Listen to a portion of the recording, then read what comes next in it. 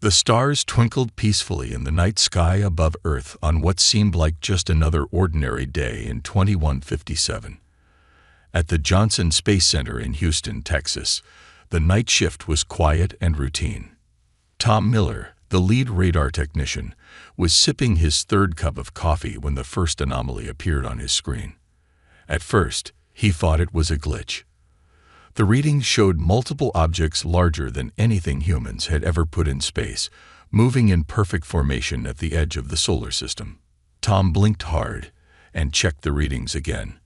His hands began to shake as he reached for the red phone that connected directly to his supervisor.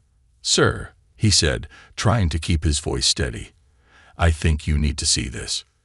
Within hours, every major space agency on Earth was tracking the objects. They were ships, massive ones, and they were definitely not human-made.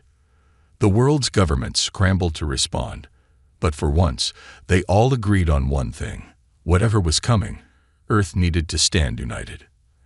As news of the approaching vessels spread, people around the world waited in a strange mix of fear and excitement. Some panicked and fled to bunkers, while others gathered on rooftops with telescopes, hoping to catch a glimpse of humanity's first alien contact. Among those watching the skies was General Robert Hayes at the United Nations Space Command, newly formed just for this possible scenario. He stood in the command center, surrounded by screens showing the approaching fleet from every possible angle. "What are they doing?" he asked no one in particular, watching as the alien ships maintained their position just beyond Mars' orbit. The answer came 3 days later in the form of a transmission that every screen on Earth received simultaneously. The image showed a creature that looked nothing like the aliens from movies. It had 4 eyes arranged in a diamond pattern, skin that seemed to shift colors like an octopus, and what appeared to be gill-like structures on its neck. "Greetings, inhabitants of Earth," the creature spoke in perfect English, its voice surprisingly melodious. "I am Commander Krall of the Mercenary Guild. We have come to assess your world." The silence that followed was deafening. The alien continued, "Our guild has existed for 10,000 of your Earth years. We are the greatest military force in the known galaxy. We have conquered worlds, ended civilizations, and started new ones. But we are also fair. We study before we strike, learn before we act." General Hayes felt a chill run down his spine. This wasn't a peaceful first contact. This was a military assessment. He watched as Krall's skin shifted from blue to a deep purple. "We have observed your transmissions for some time," Krall said. "Your species is interesting. You fight amongst yourselves constantly, yet you also create beautiful art and music. You wage war, yet you risk your lives to save your enemies. You are a contradiction that we must understand." The transmission ended with a simple statement: "We will be watching. Our assessment begins now." Over the next few weeks, strange ships were spotted in Earth's atmosphere. They never attacked, never landed. They just watched. They observed military bases, civilian areas, and everything in between. Humans caught glimpses of different alien species inside these ships, some tall and spindly, others short and bulky, all clearly part of this mysterious mercenary guild. In the UN Space Command Center, General Hayes and his team worked tirelessly to track these observations. They noticed patterns.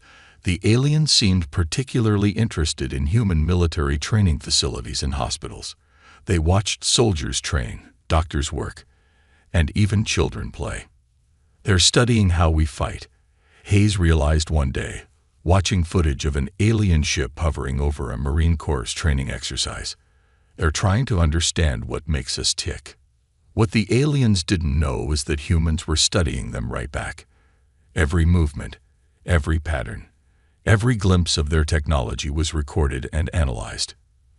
If this was humanity's first contact with alien life, they were determined to be prepared for whatever came next. As the first month of observation drew to a close, neither side had made any hostile moves. But everyone on Earth knew this was just the beginning. The real test was yet to come, and humanity would need to be ready when it did. Commander Krall stood on the bridge of his observation ship, all four of his eyes fixed on the screens before him. Each display showed a different military exercise taking place on Earth, and what he saw both confused and worried him. "Play that sequence again," he ordered, pointing to a screen showing a training exercise in a desert region. His second-in-command, Officer Max, replayed the footage. The video showed human soldiers crawling through mud under barbed wire, while explosions went off around them. What caught Krall's attention wasn't the exercise itself, but what happened when one soldier got caught in the wire. Instead of stopping, the humans simply pulled harder, letting the sharp barbs tear into their flesh until they broke free. "I don't understand," Max said, his tentacles twitching nervously. "Why didn't the human stop when it was injured? Any reasonable being would have called for help." Krall's skin rippled with shades of green, a sign of deep thought in his species. "Show me the combat training footage." The screen shifted to show various hand-to-hand combat sessions. Humans of all sizes were fighting each other with bare hands, padded weapons, and sometimes real knives. When they got hit, they got back up. When they fell, they rose again. Even after taking blows that would have sent most guild warriors running for medical attention, these humans just kept fighting. "Their pain tolerance is extraordinary," the ship's medical officer, Dr. Lix, commented from her station. "We've been monitoring their brain activity during these sessions. Look at these readings." The main screen filled with waves and patterns that made Krall's inner membrane quiver. "Explain," he commanded. "When humans are injured or in danger, their bodies produce something called adrenaline," Dr. Lix explained. "It's a chemical that makes them stronger, faster, and more resistant to pain. None of the species in our database has anything like it." As they watched, more footage came in from their observation pods around the planet. A training accident at a military base caught their attention. A heavy vehicle had overturned, trapping several humans underneath. Without hesitation, other humans ran toward the danger. They worked together, lifting the massive weight while ignoring their own injuries. "Look at their muscle strain patterns," Dr. Lix pointed out. "They're pushing well beyond their body's normal limits. They should be physically incapable of this, yet they're doing it anyway." Krall's skin shifted to a deep blue of concern. "What about their weapons training?" New images appeared, showing humans practicing with various firearms. What struck Krall wasn't their accuracy or their technology. Both were far behind guild standards. It was their persistence. If a weapon jammed, they fixed it under pressure. If they ran out of ammunition, they switched to backup weapons or even improvise with whatever was around them. "Sir," Mex interrupted, "you need to see this." He brought up footage from a wilderness survival training session. A group of humans had been dropped in a frozen environment with minimal supplies. Instead of waiting for rescue or giving up, they were actively hunting local wildlife, building shelters, and even seemed to be teaching each other survival skills in the middle of their ordeal. "They train for everything," Krall muttered, his color now shifting between blue and gray. "Not just fighting, but surviving. And they do it together." The final footage of the day showed a medical training exercise. Human doctors were teaching others how to perform emergency procedures in combat situations. The calm efficiency with which they handled severe injuries was unsettling to the alien observers. "Compile all the data," Krall ordered. "I need to send a report to the Guild Council. These humans, they're different from anything we've encountered before. They don't just fight, they refuse to stop fighting. They don't just survive, they help others survive. And most concerning of all, they seem to get stronger when things get worse." As the ship's crew began preparing the report, Krall couldn't shake the feeling that the Guild might have underestimated what they were dealing with on this small blue planet. The Alaskan winter howled across the frozen landscape, visibility dropping to near zero in the savage blizzard. At Fort Winter, the most remote military base in North America, Captain Mike Rogers walked the perimeter one last time before heading inside. The temperature readout on his tactical display showed -40 degrees, cold enough to freeze exposed skin in seconds. Unknown to the humans, 50 of the guild's best warriors were positioning themselves around the base. Commander Krell had chosen this location carefully. Isolated, minimal civilian presence, and weather conditions that would severely limit human capabilities. Or so he thought. Remember, Krell's voice crackled through the alien warriors' comm systems. This is a test of their combat capabilities. Capture if possible, but you have permission to use lethal force if necessary. The attack began at midnight.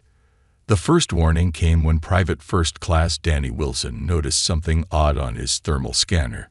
Shapes moving through the storm that were too big to be local wildlife. He hit the alarm without hesitation. Multiple contacts. He shouted into his radio. They're coming through the storm. Captain Rogers was in the command center within minutes. How many?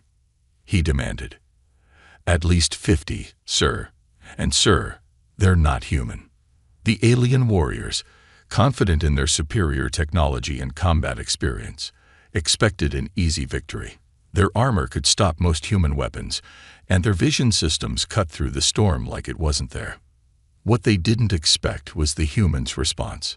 Instead of panicking or surrendering when faced with clearly superior forces, the base's 200 defenders moved with practiced precision. They didn't bunch up or hide. They spread out, using the buildings and snowbanks as cover, setting up crossfire zones and improvised traps. The first alien squad that breached the perimeter fence found themselves caught in pre-sighted killing zones. Human bullets might not penetrate their armor easily, but hundreds of rounds hitting the same spots eventually broke through. They're not retreating, one alien warrior reported, his voice filled with disbelief. We've got them outgunned, but they're still fighting. In the base's medical center, Dr. Jane Cooper was preparing for casualties.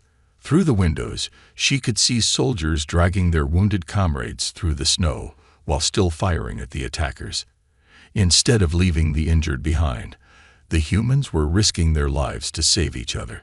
The battle reached its turning point 3 hours in. The aliens had pushed deep into the base but hadn't secured their objectives. Worse, they were losing warriors at an alarming rate. The humans fought with a ferocity that shocked even the most experienced guild veterans. Watch their patterns. An alien squad leader shouted, "They're hurting us somewhere." He realized too late that the humans had been manipulating their movement. The alien warriors found themselves caught in a courtyard between buildings. Suddenly, explosions rocked the area.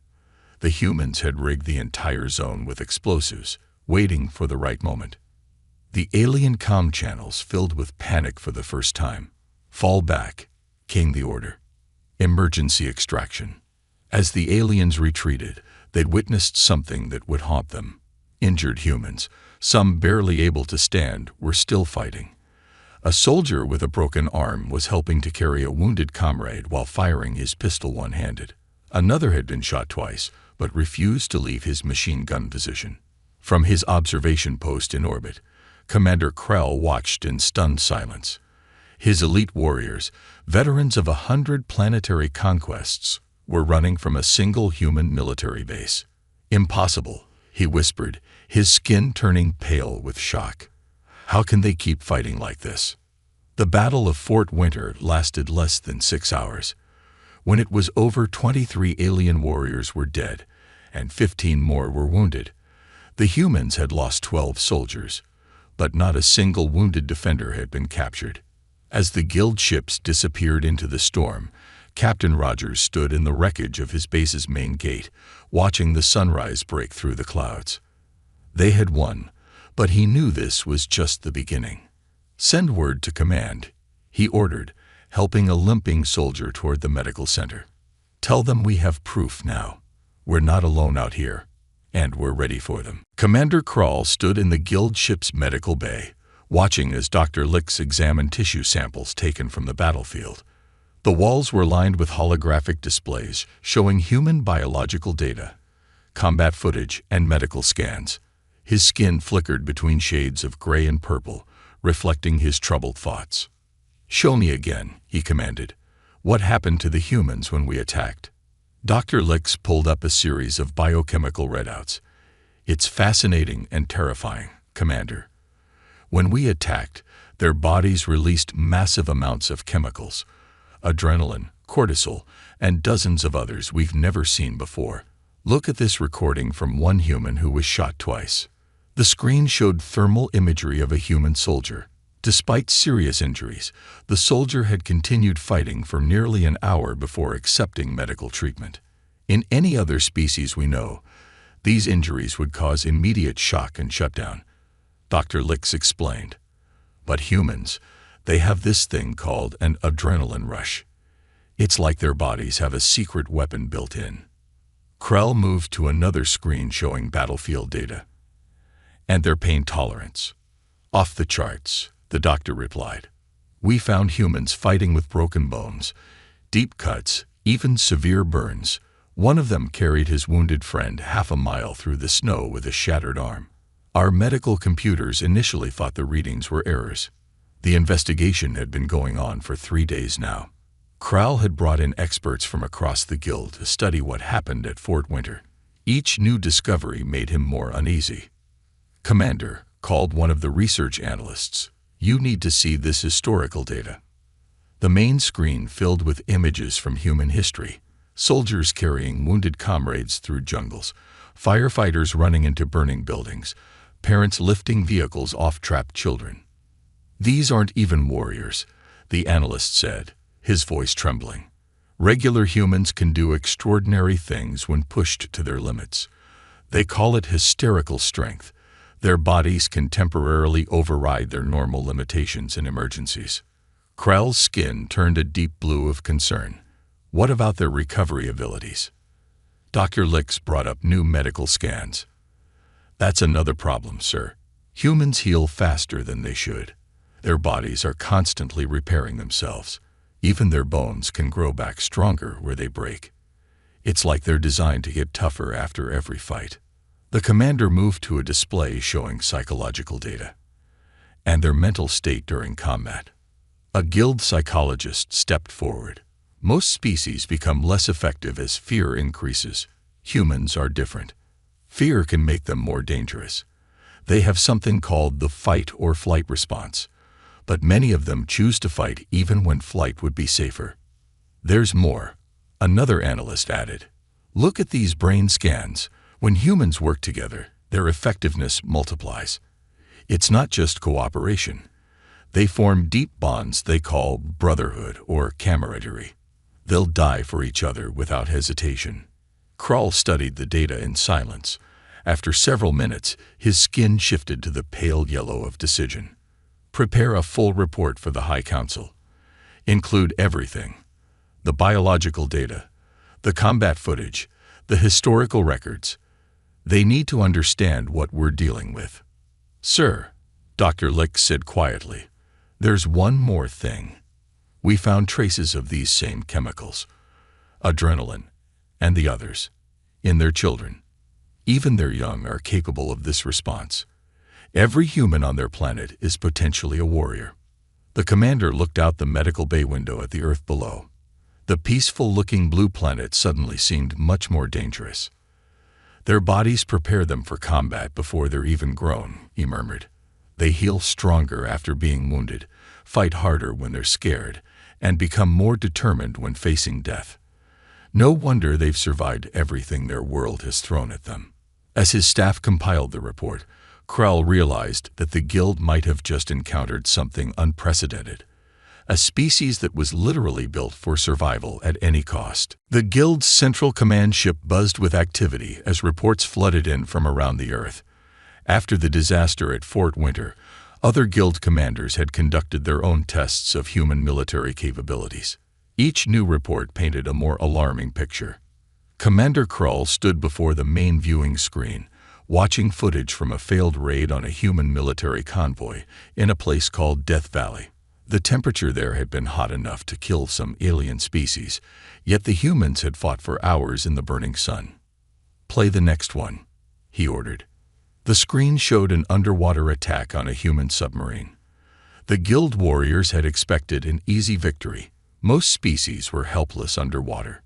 Instead, the human crew had sealed the flooded compartments, adjusted their depth, and fought back while repairs were made. They survived underwater for 3 days before reaching safety. "Commander," an intelligence officer called out, "we're receiving new data from the Australian Outback test." This footage showed a human patrol that had been deliberately stranded in the desert. The Guild expected them to surrender when their supplies ran out. Instead, the humans had survived for 2 weeks, hunting local wildlife and finding water and plants. When a rescue team finally arrived, the humans were thin and sunburned but still combat-ready. "These humans," the officer said, shaking his head, "they adapt to everything we throw at them." A new transmission came in from Commander Rex, who had tested human prison camps. His face showed the pale green of fear as he reported, "The humans we captured, they never stopped trying to escape. They dig tunnels with spoons, create weapons from trash, and share food to keep the weak alive. Yesterday, they overwhelmed my guards using weapons made from sharpened toothbrushes and bed springs." Reports kept coming.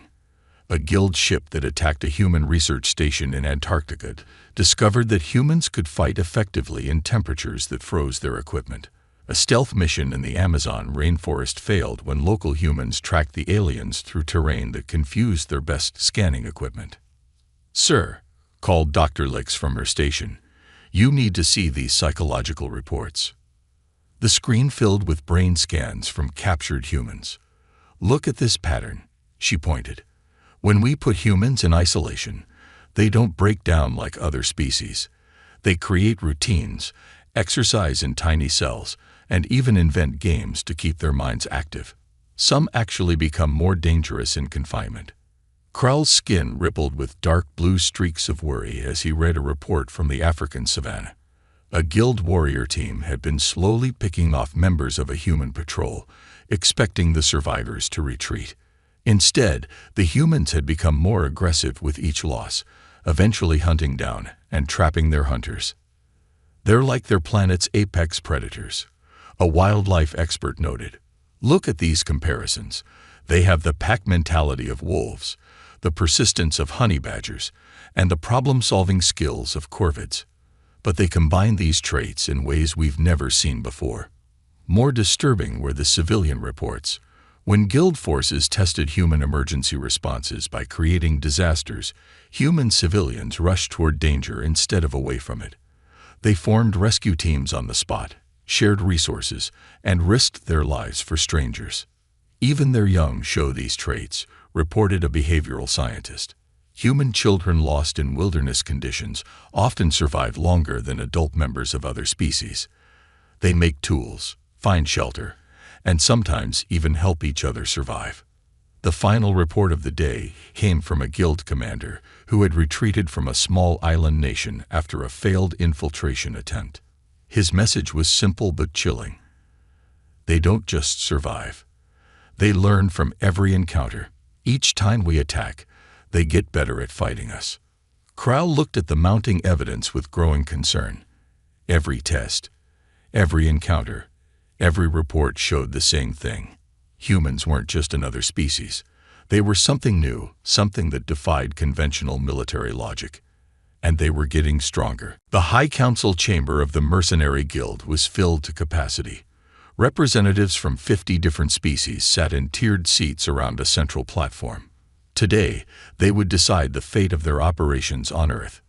High Elder Tox, the oldest and most experienced member of the Council, stood at the center.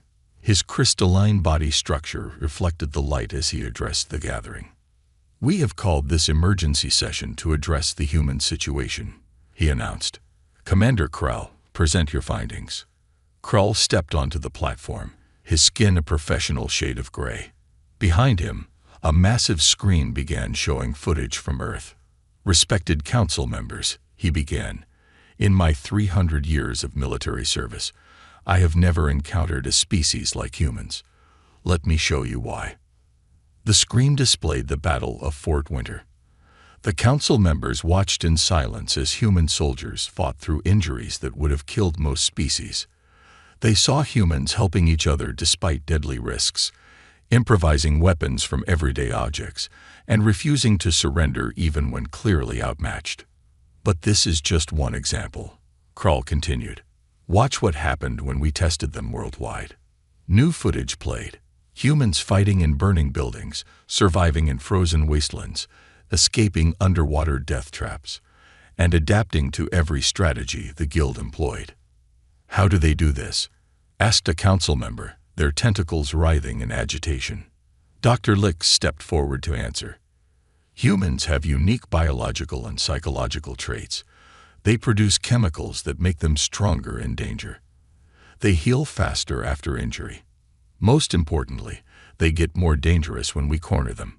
The council chamber filled with concerned murmurs as more footage played. Humans creating weapons from prison materials, surviving in death zones, and teaching each other combat techniques mid-battle.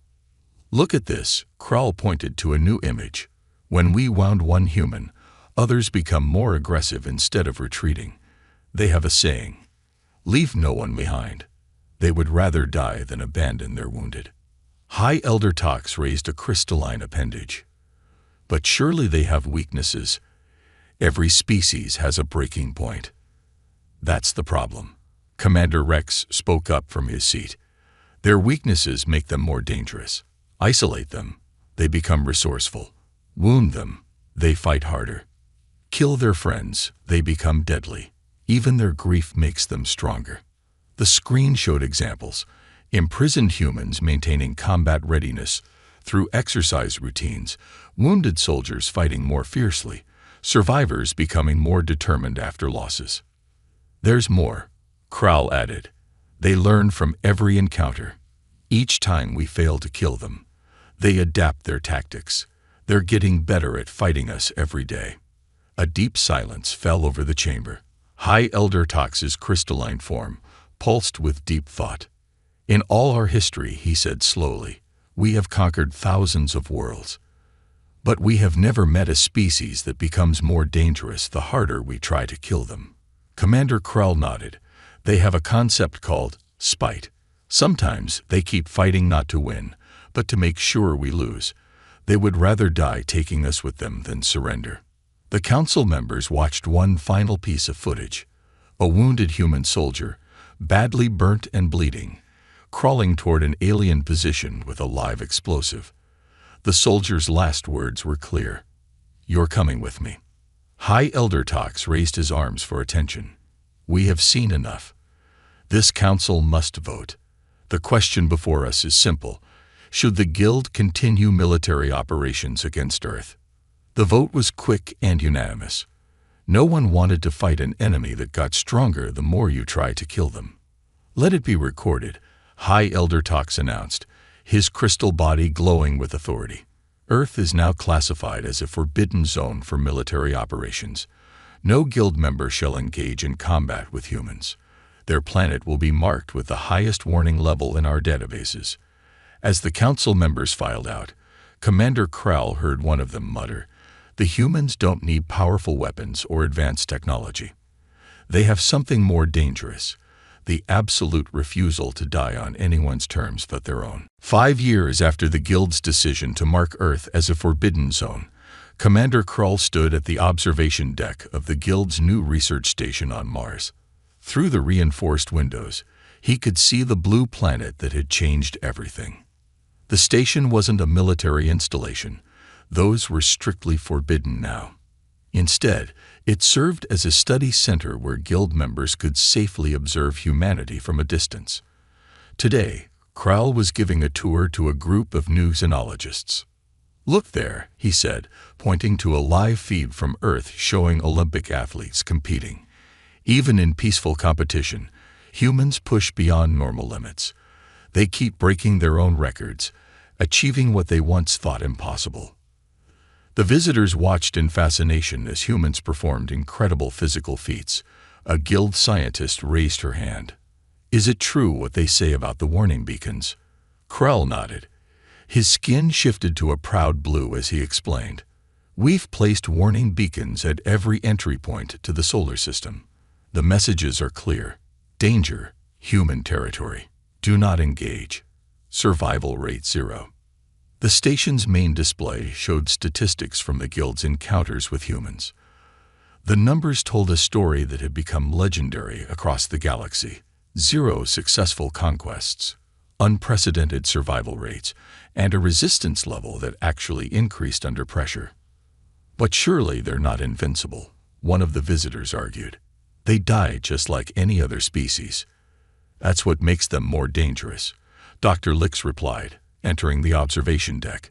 She had stayed on as the station's chief researcher. They know they can die, but they don't let that stop them. Watch this. She played footage from a recent natural disaster on Earth, a massive earthquake. The visitors watched as humans rushed into collapsing buildings to save strangers, formed human chains to rescue people from floodwaters, and worked for days without rest to find survivors. They don't just fight like this, she explained. They live like this, always pushing limits, always helping each other, always refusing to give up. The station's alert system suddenly pinged. A new ship had arrived at the edge of the solar system, a young warrior race making their first expansion into space. The observers watched as the ship approached the warning beacons. Watch, Krull said softly. This happens every few months. The warrior ship slowed as it received the warnings. Their communication channels, which the station monitored, filled with confusion and disbelief. How could one planet be so dangerous? Surely the warnings were exaggerated. Then the guild's database opened to them, showing video after video of human resilience, determination, and sheer refusal to die. The warrior ship quickly changed course and left. They all leave, Krull said. The smart ones, anyway. The few who didn't believe our warnings and tried to raid isolated human settlements, well, those stories have only added to Earth's reputation. A new display showed the latest guild classification update. Earth, home world of humans. Species classification, unconquerable. Threat level, beyond maximum. Special notes. Species becomes more dangerous when threatened. Do not engage under any circumstances. Commander, one of the visitors asked, do the humans know about all this? About their reputation? Krull's skin rippled with amusement. They're still debating whether alien life exists. Meanwhile, they've become the most feared species in the known galaxy without even trying. Dr. Lix brought up one final image, a simple human family having a picnic in a park. This is why we study them now instead of fighting them, she said. They can be so peaceful, so ordinary, but threaten what they love. And they become unstoppable, Krull finished. The galaxy is safer with humans left alone. We don't kill them because we finally learned what so many others learned too late. The most dangerous thing you can do to a human is try to kill it.